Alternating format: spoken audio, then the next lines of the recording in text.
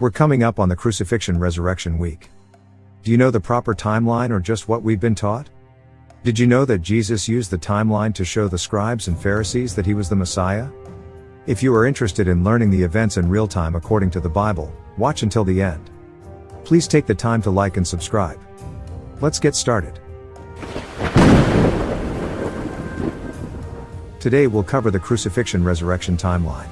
There are a few different thoughts on this topic. Before we get into the details, I need to address two issues. First off, some argue the time between the crucifixion and resurrection isn't important. The only thing that matters is that they were completed. In Matthew 12 verse 40, Jesus himself prophesies as the final, explicit sign to the Jews of his identity, and that he would be in the grave 3 days and 3 nights. That's right, Jesus was using the timeline of the crucifixion to the resurrection as proof to the Jews to show them he was the Messiah. I feel that everything in an event that involves Jesus is important and that everything he did took place in a specifically planned time frame.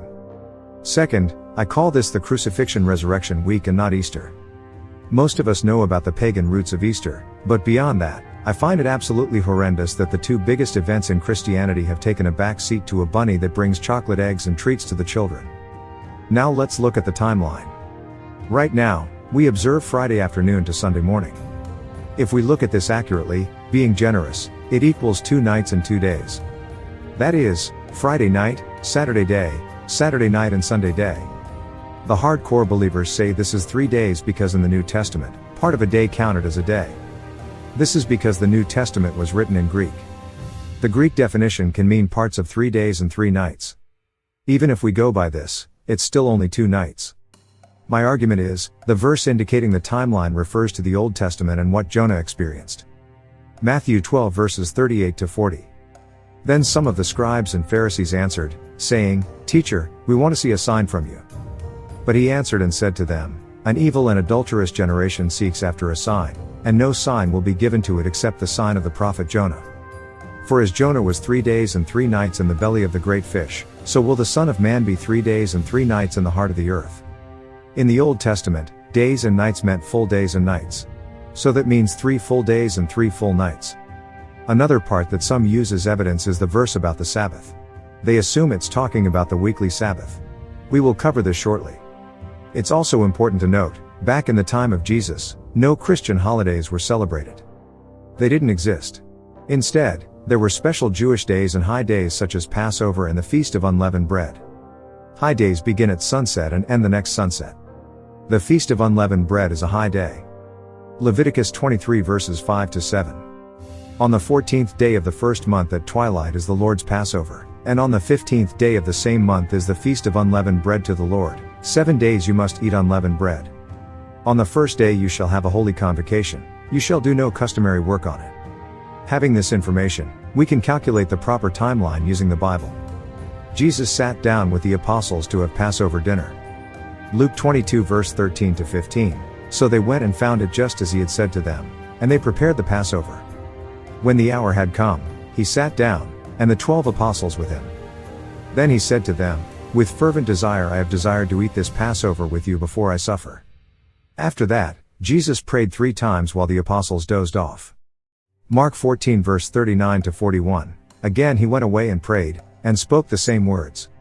And when he returned, he found them asleep again, for their eyes were heavy, and they did not know what to answer him. Then he came the 3rd time and said to them, "Are you still sleeping and resting? It is enough. The hour has come. Behold, the Son of Man is being betrayed into the hands of sinners."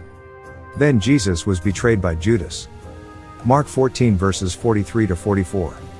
And immediately, while he was still speaking, Judas, one of the 12, with a great multitude with swords and clubs, came from the chief priests and the scribes and the elders. Now his betrayer had given them a signal, saying, "Whomever I kiss, he is the one, seize him and lead him away safely." Jesus was arrested. Mark 14 verse 53. And they led Jesus away to the high priest, and with him were assembled all the chief priests, the elders, and the scribes. Jesus was bound and delivered to Pontius Pilate. Mark 15 verse 1.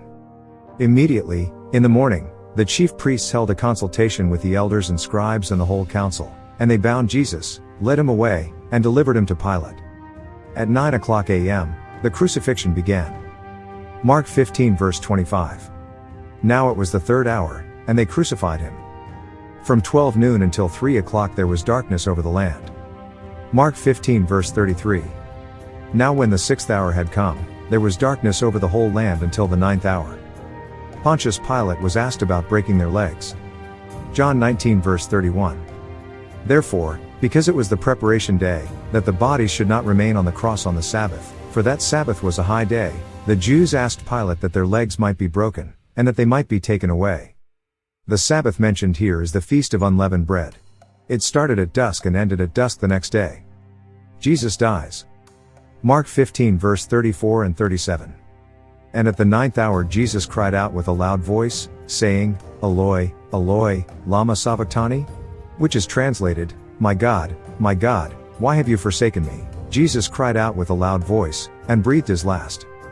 Note, Jesus crying out in Mark 15 verse 37, fulfilled Psalm 22. Psalm 22 serves as a link between the Old Testament and Jesus' Passion, reflecting the cry of one who experiences rejection, abandonment, and anguish.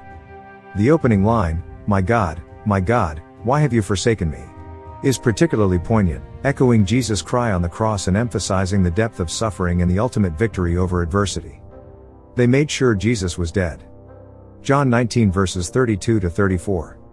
Then the soldiers came and broke the legs of the first and of the other who was crucified with him. But when they came to Jesus and saw that he was already dead, they did not break his legs. But one of the soldiers pierced his side with a spear, and immediately blood and water came out. Jesus was taken to his tomb.